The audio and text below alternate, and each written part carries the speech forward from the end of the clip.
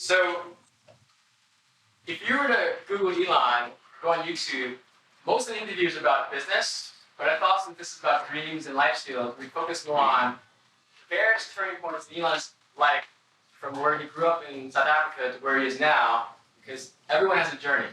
So I thought it would be cool that when you look at your life, there's going to be certain parts where you're like, if you went this way, you end up here. If you go this way, you end up there. And in Elon's case, he went from literally Victoria, South Africa, to Kingston, Ontario, Canada, to Pennsylvania, which is the East Coast, to Stanford, which is in Northern California, down here. And a total of, if you look up, can you make it smaller?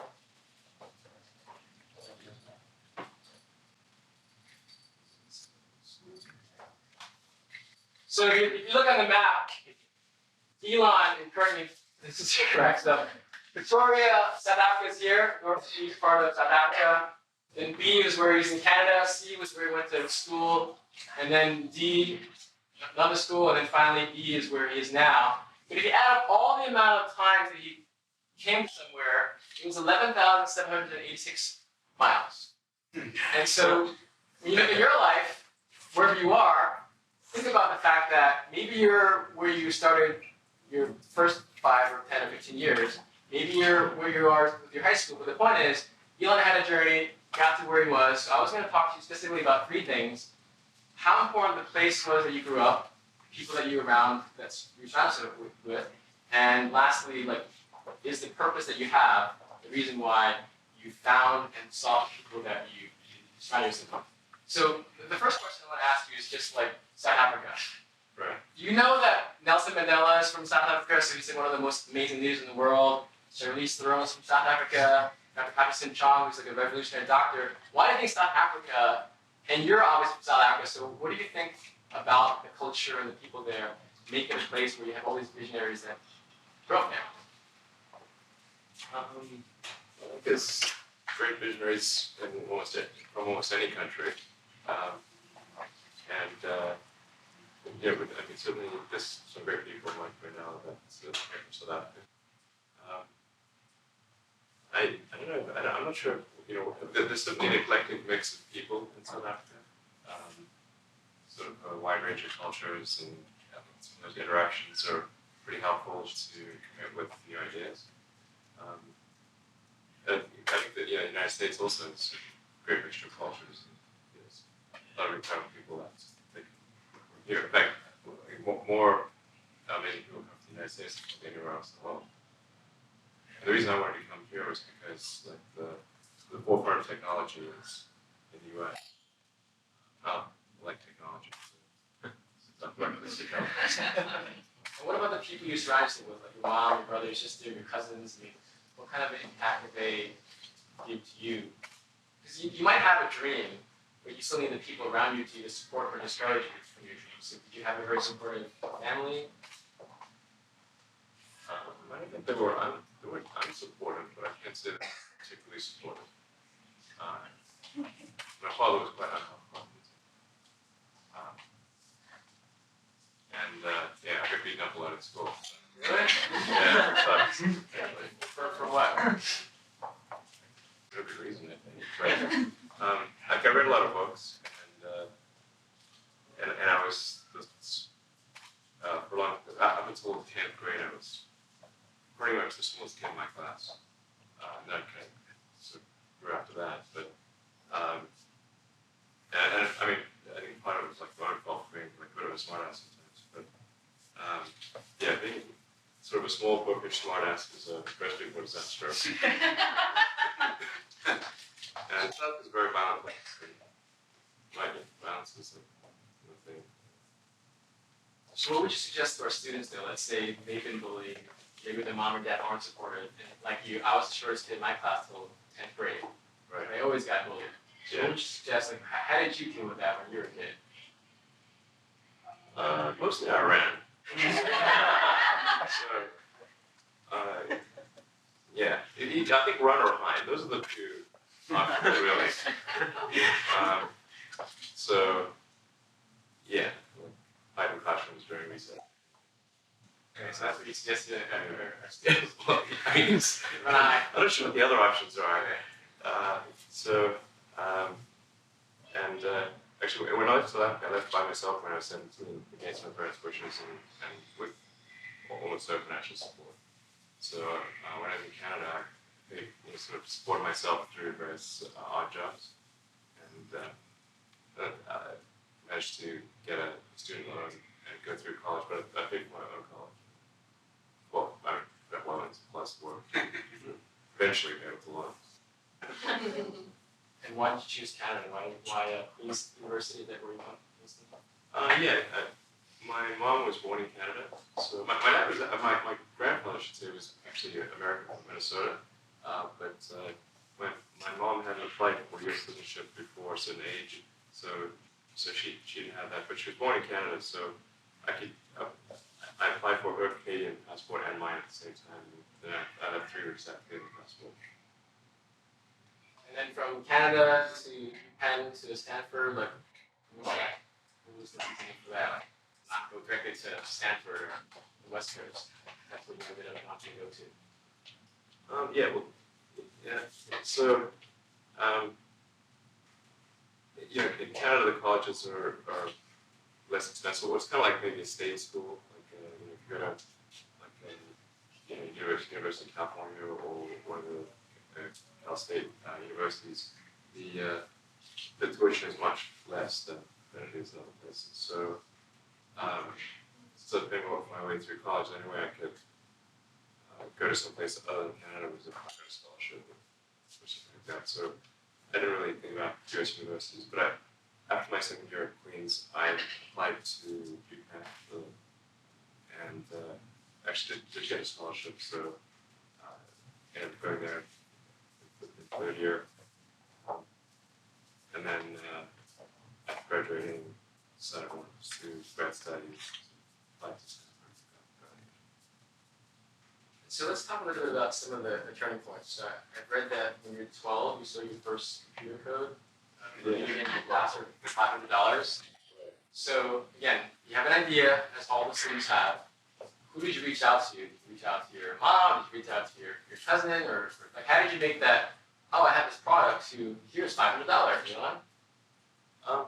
Well, I read a lot of computer magazines, and there was a computer magazine that you could sell software to, and then publish the software, and then send you a check.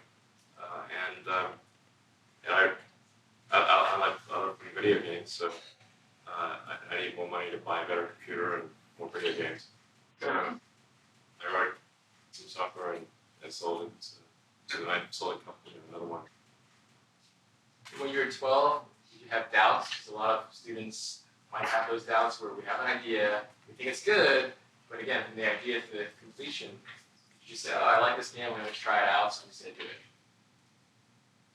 Well, I just really liked computers, and programming was kind of fun. It seemed kind of amazing how you make a computer do all these things. So I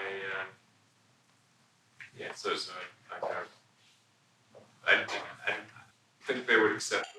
I didn't think they'd actually buy the software, but if you don't try, then you definitely have 0% chance. So I mailed it in, and then they bought it, and I don't think they knew I was 4 years old actually. Do they know you now? I think, yeah. I guess after I sold the second program to them, I went and visited their offices.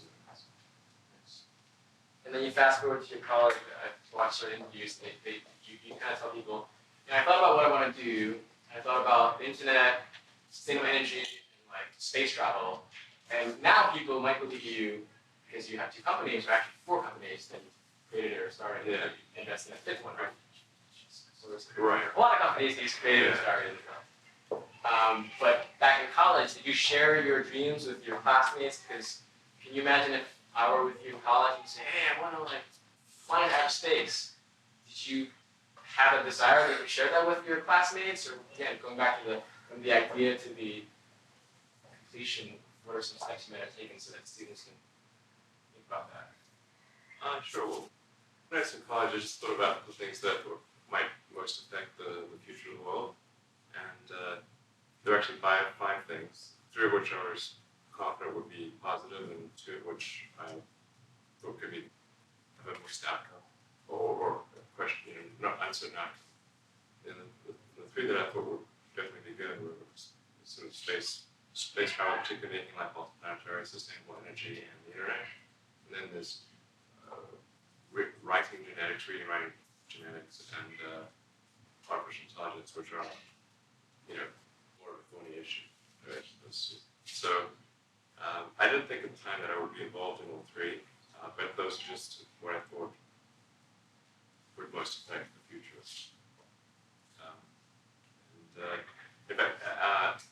At first I didn't, it's not as though I expected to start a company. I actually just applied for a job at Netscape, which was the only internet company in '95.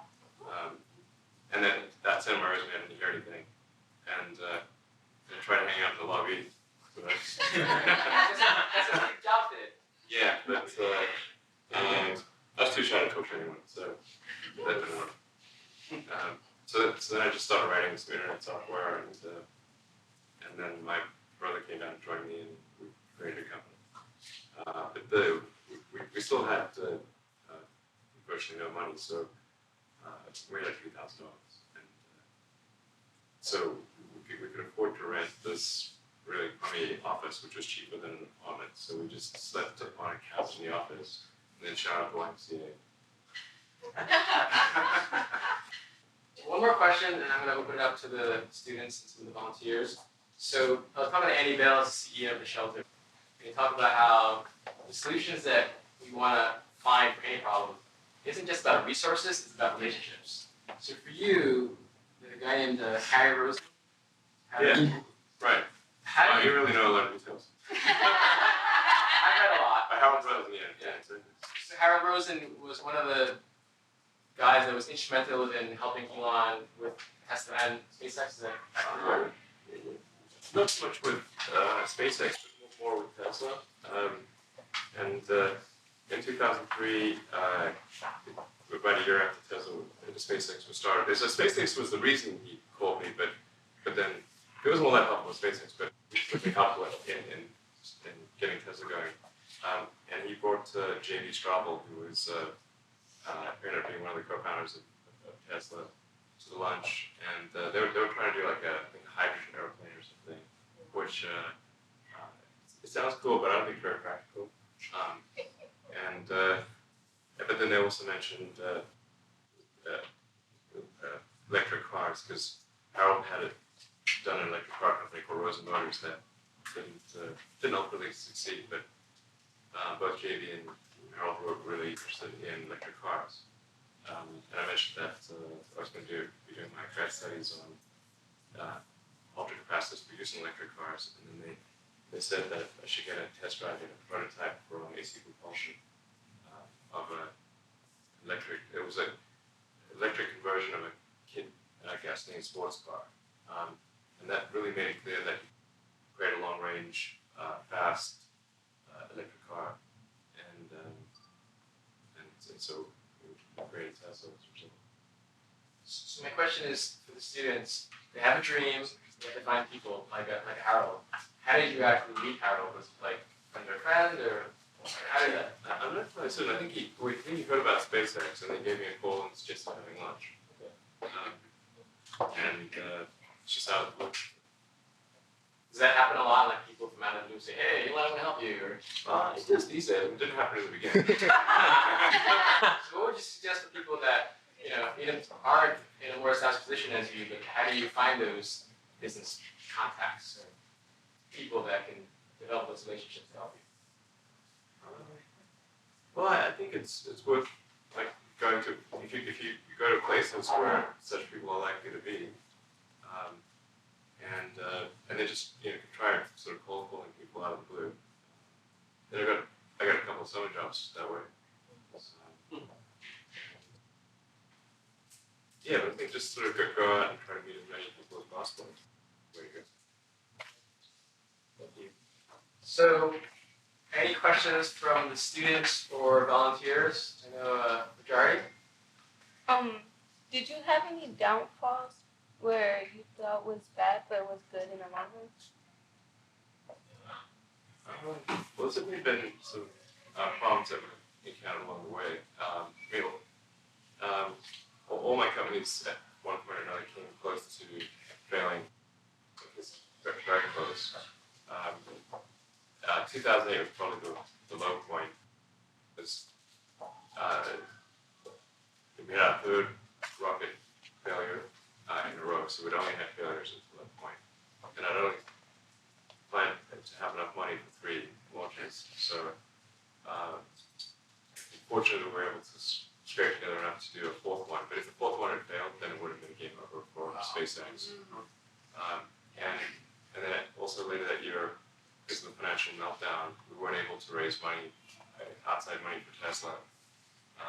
So I committed all the money I had left, and the existing investors agreed to match that amount. But we only closed that financing round and got the money at 6 p.m. on Christmas Eve.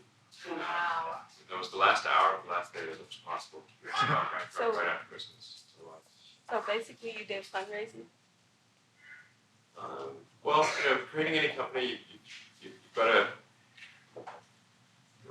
grow any company. You've got to convince people to give you money. And in order to convince people to give you money, they have to think that there's a good chance that money will be worth more after we give it to you.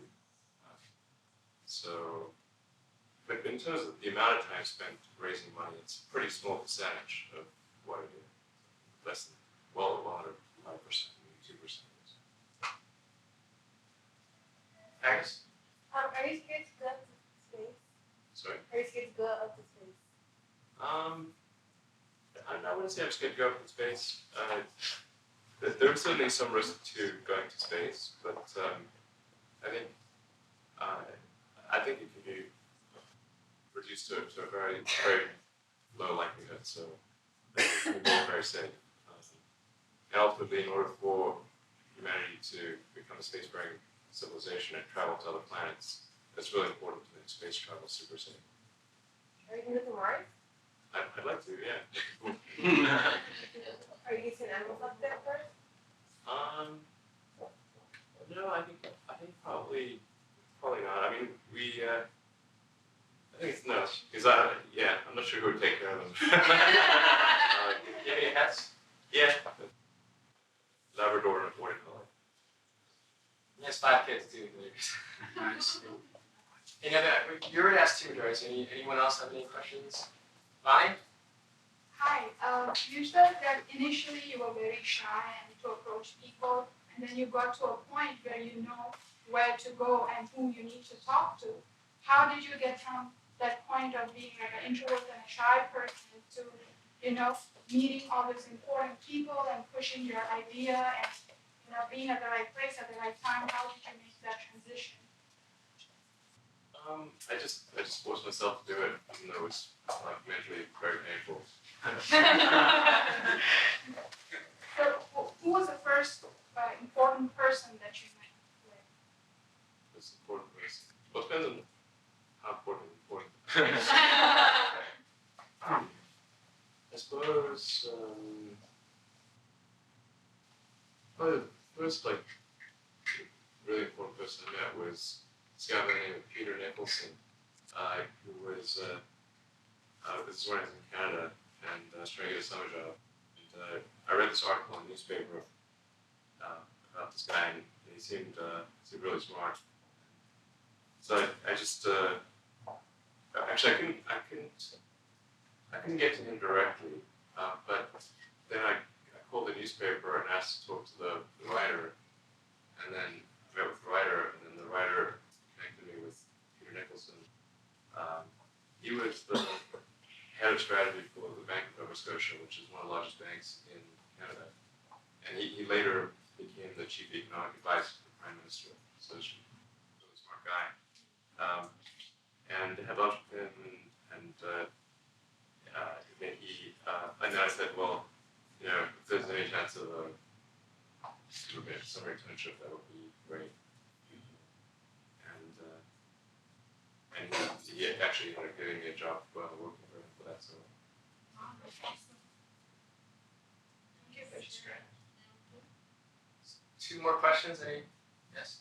How did you make Elon The Tesla car. Which essentially used the body and chassis, remove the gasoline powertrain, and put in an electric powertrain. And then which there were two elements to it. So there was that, and then the other part was that we would license much technology for AC propulsion for the powertrain. Now both of those premises turned out to be pretty stupid, because it actually ended up costing us way more to convert the a frame that was designed for a gasoline car to electric than if we just designed something from scratch. But we still had a lot of the downsides of the car that we used as a base platform, which was the lowest lease. And then in terms of licensing and technology for AC propulsion, it turned out that none of it was really producible. Like it was really difficult to manufacture and required a lot of extra work. So we had to redesign all the powertrain technology. So yeah, but on the other hand, if we knew we had to do everything from scratch, then maybe we wouldn't have started the company. So, even though it was a mistake, it might have been a good mistake. So, one more question? What's that? So one more question and then one more. Any pictures? Okay. Actually, we can go. That's okay. Oh, is that on time? Or? It's like 3 minutes. Slow. Probably. 2 more? Yeah, sure. And then we take a picture. Sure. What was your question? Did you find any planets with life? Sorry, any plans for flying? Yeah, did you find any plans with life? Oh, plans for life? No. So far, nobody's found any direct signs of life. But the telescopes are indicating that there's a huge number of planets out there that are similar to Earth. So it seems likely that there's at least primitive life, like single-celled life, bacteria, that kind of thing. Then there's a much smaller number that would have sophisticated life, like plants or animals, and then a much tinier number that would have life that we can talk to. And that number might be 0 in our region of the galaxy. Hopefully it isn't.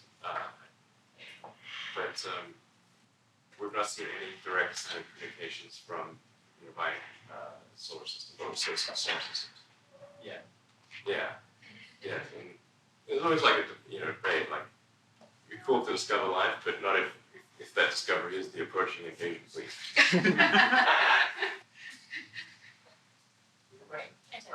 Not first. Do you drive the car that you design? Yeah. Nice. That's the way Very we're in. quiet too. Almost ran me over. I didn't hear it. Yeah, that's important to always use your product and figure out what think every day about how it could be better. Is there a question, Manisha? So how do you deal with fear? Fear of being wrong, fear of failure, fear of being ridiculed when it is. How do you deal with that? Well, I feel fear quite strongly. Sometimes I don't have fear, but I think if I think it's important enough, then I just override the fear, just ignore it. But it does cause me a lot of stress and anguish. Justine? So I have a question for our students. How can they best reduce their carbon footprint in their everyday lives?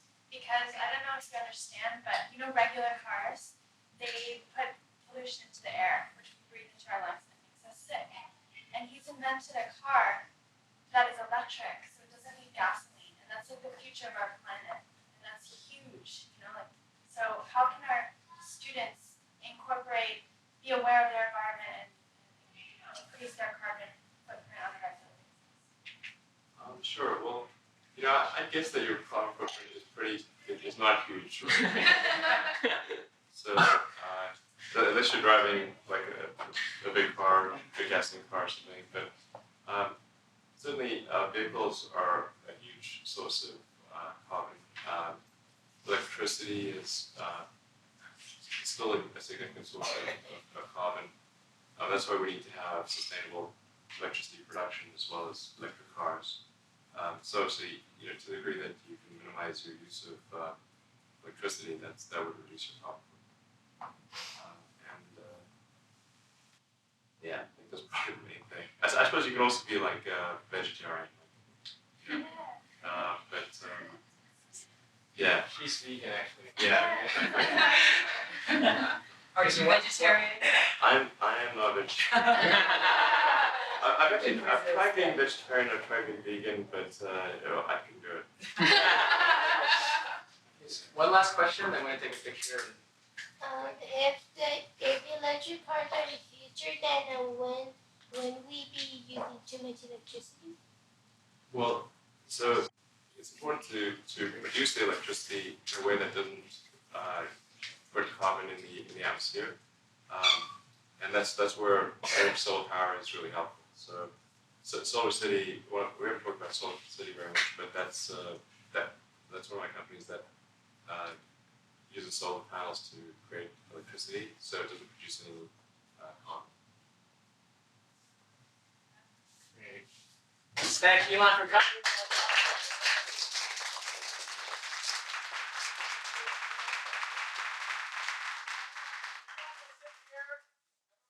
Surround Elon with one quick picture. You like to sit down.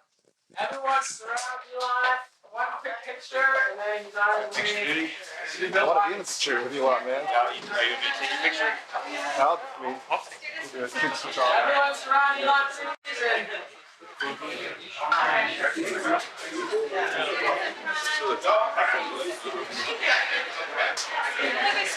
one quick picture. All right, everybody look at this camera right here. Everyone look at Steve's camera. Hi, everyone. Right there. Make sure you can see the camera, so your face. You can see the Yeah. Okay.